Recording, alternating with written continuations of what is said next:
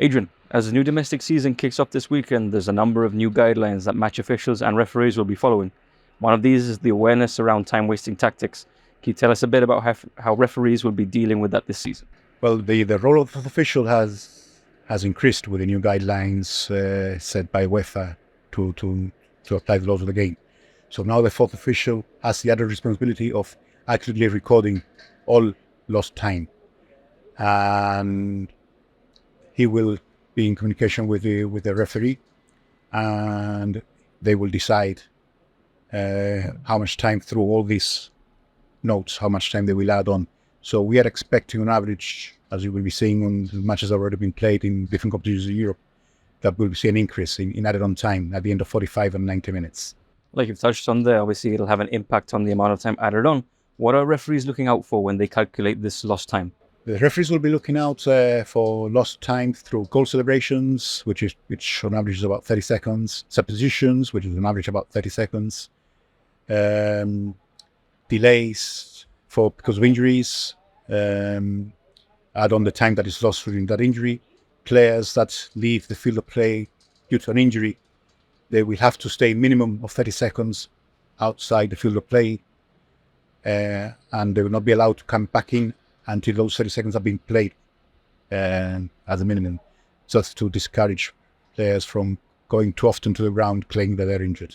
There are also some guidelines on time wasting regarding free kicks, throw-ins and restarts. How is this going to change this season? It's changing dramatically. Referees are adopting a zero tolerance towards this kind of behaviour. So any player that does not respect 9.15 meters at free kicks, corner kicks, who takes the ball away or stands in front of the ball or displaces the ball, he will be shown a yellow card. He or she will be shown a yellow card. No question of managing. They will get a yellow card.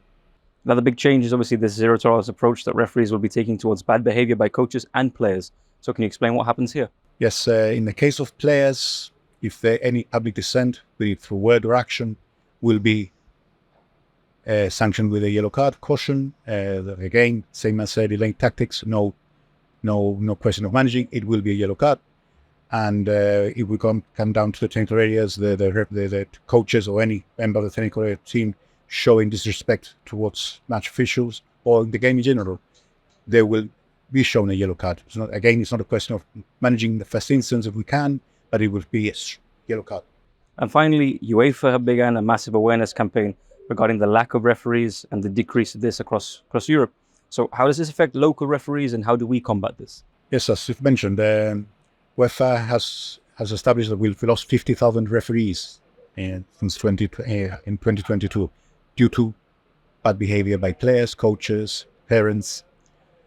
So the impact with our referees is that we are hoping that with these new guidelines that we will be applying from our top league down to other competitive competitions in the Gibraltar FA, our retention rates will be much better. As an example, last year we had 16 newly qualified referees starting from the grassroots, and we've only had 4 coming back to us for the new season. And many of them, it's the abuse that they get on the field of play. And that UEFA said that will stop, and the way it can only stop is by zero tolerance on bad behaviour. Thank you very much.